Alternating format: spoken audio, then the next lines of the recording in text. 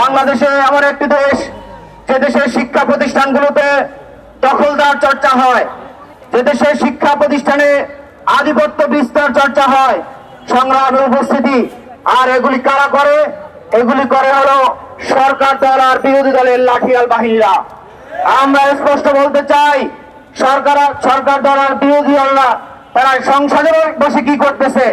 দেশ ও জাতির ভবিষ্যৎ নিয়ে তামাশা করতেছে।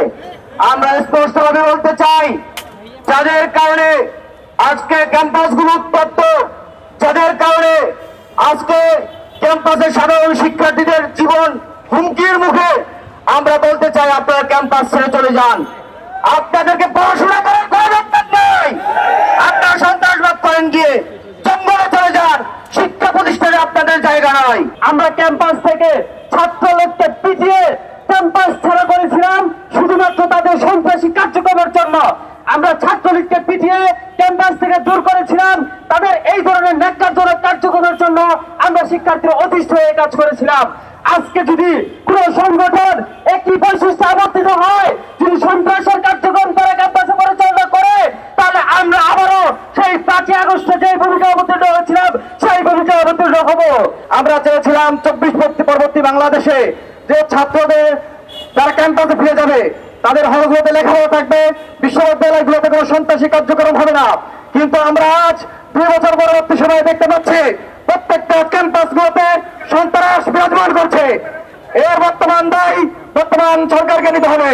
ক্যাম্পাসগুলোতে আধিপত্য বিস্তার করার জন্য নৈরাজ্য সন্ত্রাসী যেভাবে হল দখলের যে রাজনীতি করেছে, আবার সেটা আমরা দেখতে পাচ্ছি। ভাইয়ের আমার, ছাত্রলীগের কারণে আপনারা জানেন আওয়ামী লীগের দেশ থেকে বঙ্গোপসাগর হয়ে ভারতে পালিয়েছে। এবারও যে দলগুলা দলের নামে রাজনীতির নামে যারা সন্ত্রাসী করতেছে তাদেরও পালানোর কোনো পথ থাকবে না। গতকাল ডাকসুর নেতাদের উপর হামলা হয়েছে, সেজন্য আমরা নিন্দা জানাই।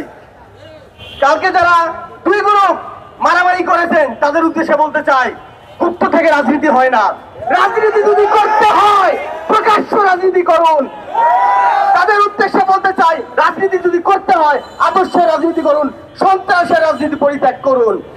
রাজনীতি যদি করতে হয় আদর্শের দ্বন্দ্ব হবে, কিন্তু পেশি শক্তি গুপ্ত থেকে অনলাইনে সাইবারের মাধ্যমে নোংরা রাজনীতি করবেন তা পরিত্যাগ করুন। ইসলামী ছাত্র আন্দোলন বাংলাদেশ আপনাদেরকে আহ্বান জানাচ্ছে, আদর্শের রাজনীতি করুন। অস্ত্রের যন্ত্রণী গুপ্ত থেকে রাজনীতি এগুলো থেকে বের হয়ে আসে আদর্শের রাজনীতি করুন।